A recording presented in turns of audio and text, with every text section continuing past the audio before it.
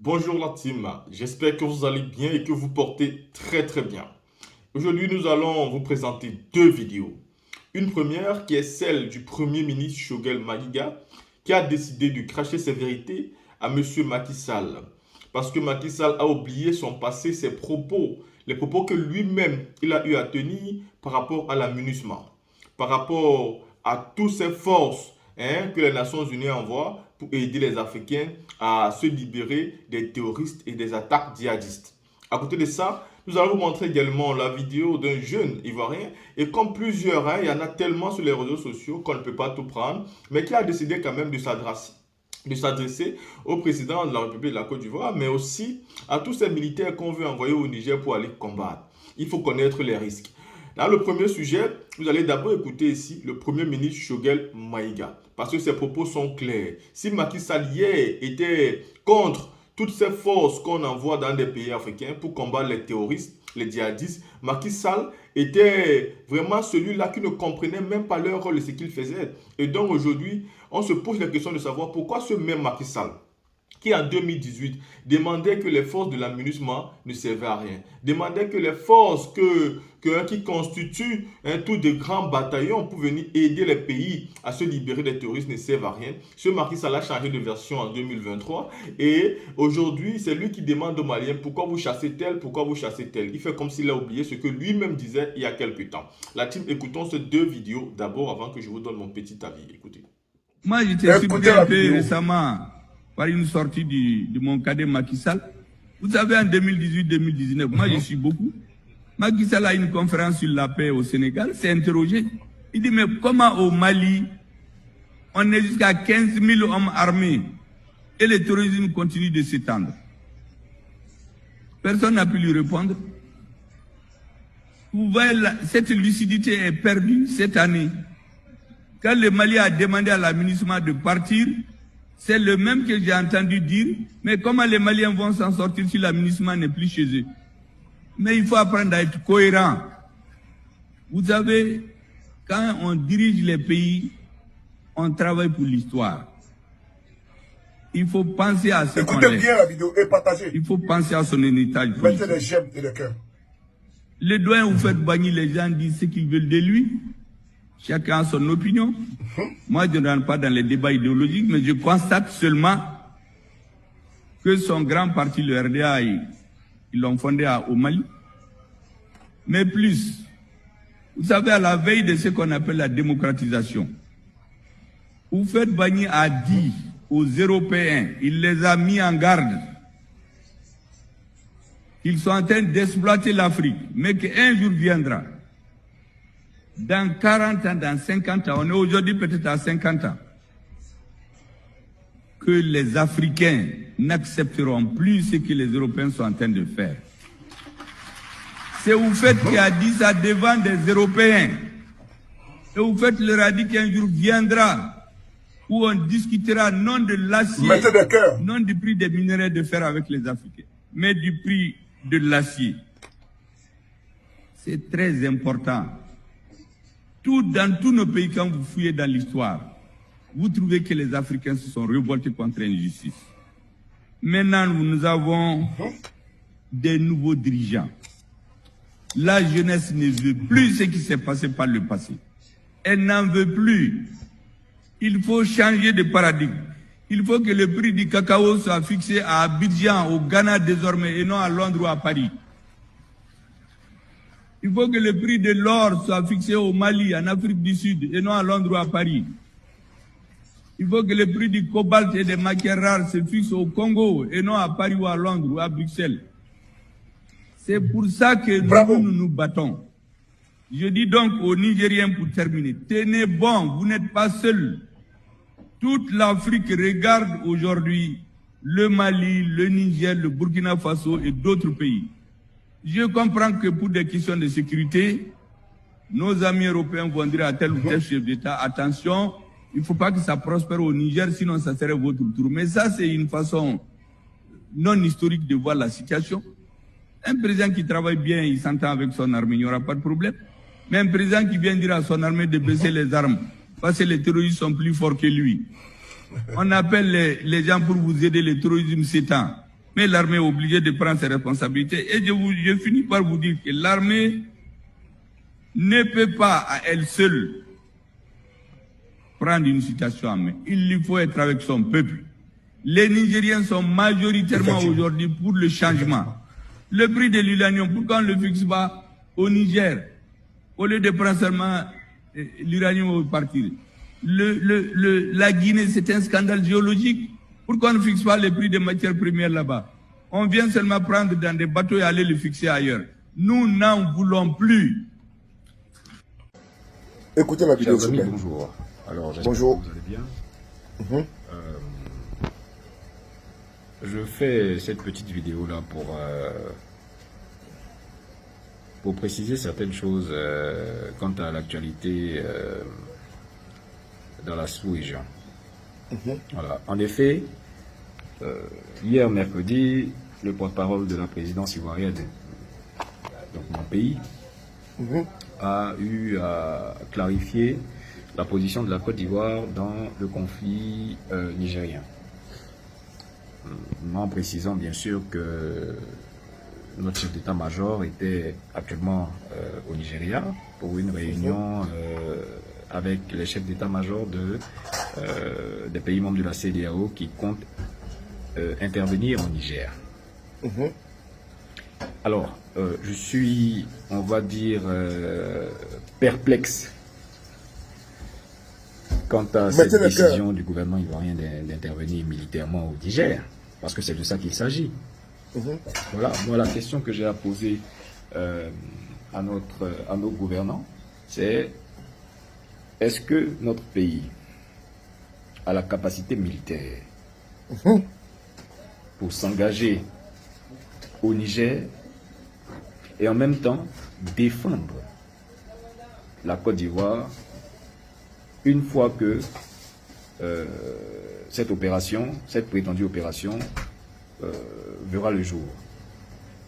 Ah, mais parce que n'oublions pas que des pays comme le Mali, le Burkina et la Guinée, qui ont eu à se prononcer sur la question, ont bien déclaré que tout pays qui allait s'ingérer dans cette histoire au Niger, à leur niveau, ce sera considéré comme une déclaration de guerre. Voilà. Donc je vous pose ma question. Est-ce que l'armée ivoirienne, aujourd'hui où elle est capable d'engager des éléments et de l'armement au Niger et ensuite, dans le même temps, défendre notre pays, la Côte d'Ivoire? Non. Oui, ben parce que nous sommes très mal situés en ce moment par rapport à ce qui se passe. Parce que nous avons deux pays frontaliers qui sont le Mali et le Burkina. Et rappelons que ces deux pays-là aujourd'hui sont surarmés. Beaucoup plus le Mali.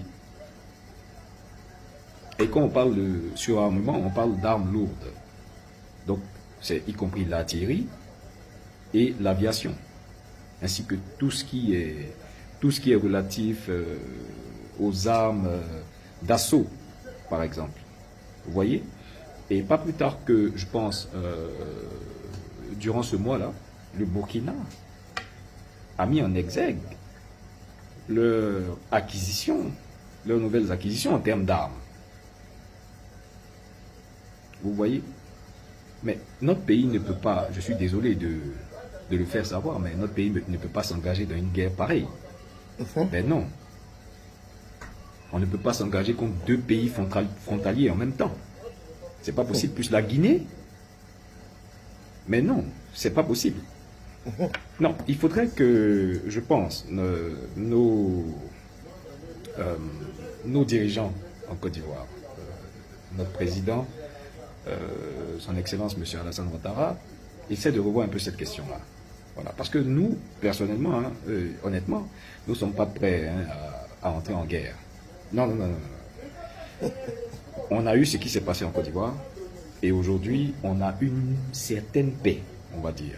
Voilà. Et on préfère cette certaine paix-là qu'un engagement de guerre contre des pays frontaliers. Parce que c'est ce qui va arriver si nos militaires entrent au Niger. avec l'armée nigériane, c'est ce qui va arriver en Côte d'Ivoire. Et ils n'auront même pas, ce sera sans préavis, hein, sans préavis. Et le gros problème de ça, vous savez c'est quoi? On sait très bien qui est derrière le Mali et qui est derrière aujourd'hui le Burkina. Voilà, on sait très bien. Voilà, nous, qui est derrière nous? Mais bah, attendez, on ne va pas compter sur les 950 soldats de l'armée française qui sont, à Port-Boué. Non.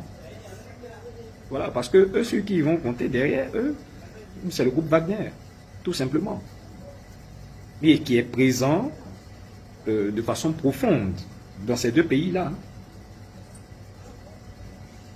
Vous voyez? Mais si nous, on s'engage au Niger, c'est la porte ouverte à Wagner en Côte d'Ivoire. Simple. Et l'armée française ne pourra rien y faire. Parce que si l'armée française pouvait faire quelque chose contre ce groupe Wagner, il l'aurait fait au Mali. Il l'aurait fait au Burkina. Il ne se serait pas replié. Il ne se serait pas replié. Vous voyez? Non, mais on a toujours tendance à prendre les choses pour rire, nous les Ivoiriens. Mais là, les amis, c'est pas un jeu. C'est pas du Il jeu. n'y a pas à faire du rire dedans. C'est pas du jeu. Pas un jeu. C'est pas du jeu. C'est pas un jeu. Donc, on appelle le gouvernement à la raison et à la sagesse. Ils peuvent parler, oui. Dire que le coup d'État au Niger, c'est pas bon, c'est ceci, c'est cela. Ok, mais ça s'arrête là.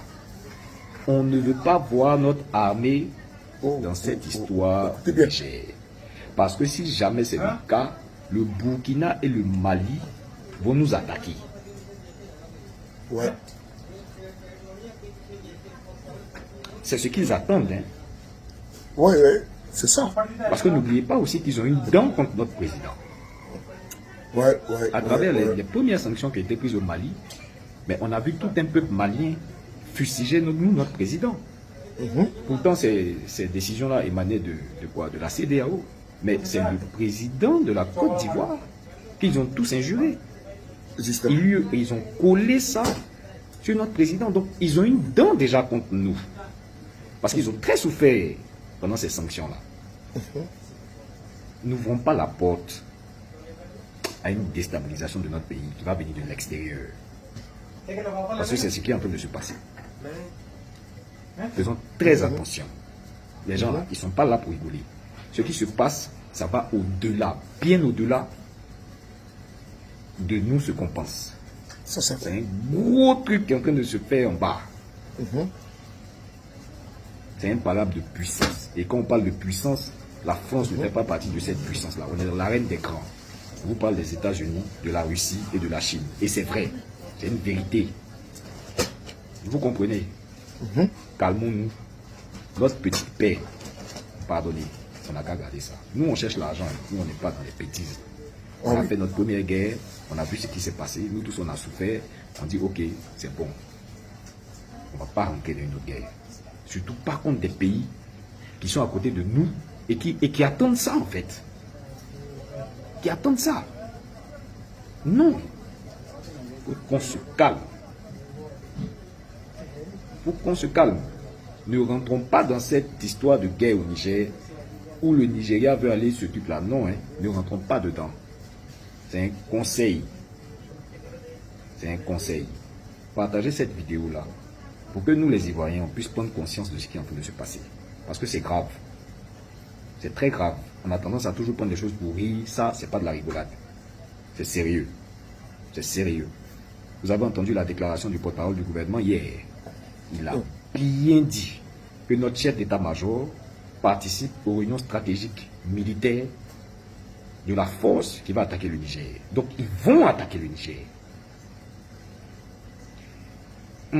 Les amis, notre petite paix, notre pseudo-paix, aujourd'hui, on aime ça. Pas de...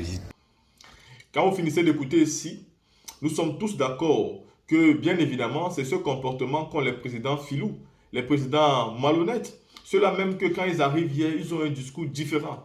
Et aujourd'hui, ils vont changer leur discours et devenir même ceux-là qui font la meilleure amitié avec les colons. Ce Macky Sall, est-ce qu'on peut en parler? Quand on sait ce qu'il est en train d'imposer aujourd'hui au Sénégal, Ousmane Sonko, quand on sait que Ousmane Sonko passe dans des salles de réanimation, quand on sait que malgré le nombre de jours que Ousmane Sonko ne mange pas, Macky Sall n'est pas gêné. On ne peut donc pas être étonné par rapport à son comportement, qui est nouveau peut-être pour nous parce que nous l'avons soutenu en pensant que c'était un véritable président, c'était un bon choix. Quand il fallait faire tomber Abdoulaye Wade, nous n'avons pas compris que le système ne devait que perdurer. C'est-à-dire le système où la France connaît celui qui quitte et connaît celui qu'on va imposer. Celui qu'on impose connaît déjà les tests qu'il doit suivre, la démarche qu'il doit suivre. Si jamais il veut lever la tête pour dire non à la France, on va directement retourner toutes les situations contre lui. Et du coup, tous ces présidents ont toujours été des soumis. Voilà où le changement qui s'impose aujourd'hui dans les différents pays en Afrique de l'Ouest n'est pas perçu de la bonne œil par ces présidents qui sont des soumis à la France.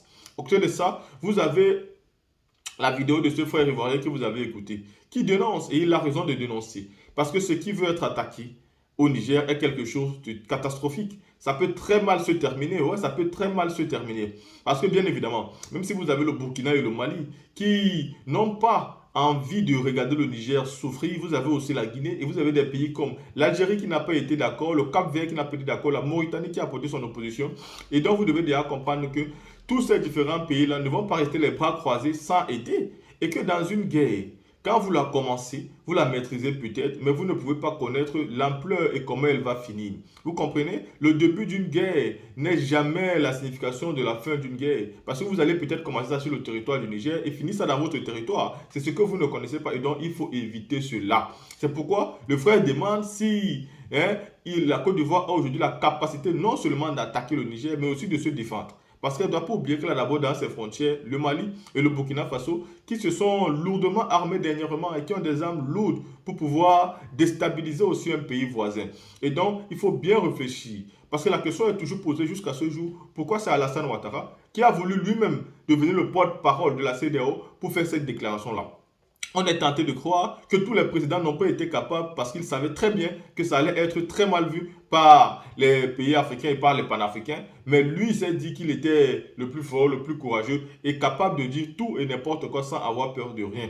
C'est un risque. C'est un risque ou bien lui-même, il prend le choix de mal finir, mais tout en mettant un si beau pays dans des difficultés. Mais moi, tout ça, la chose que je peux demander, si jamais des trucs comme ça éclatent, faites l'effort de pêcher juste à Ouattara. Ne partez pas détruire la Côte d'Ivoire parce que les Ivoiriens en eux-mêmes sont dans le combat et n'ont jamais demandé à Alassane Ouattara d'aller déclarer la guerre contre le Niger. De toutes les façons, il y a des Ivoiriens qui vivent là-bas et donc ils ne peuvent pas demander ce genre de choses. La team, ceci étant dit, vous avez écouté les deux vidéos. À vous-même de faire les commentaires, partager et liker.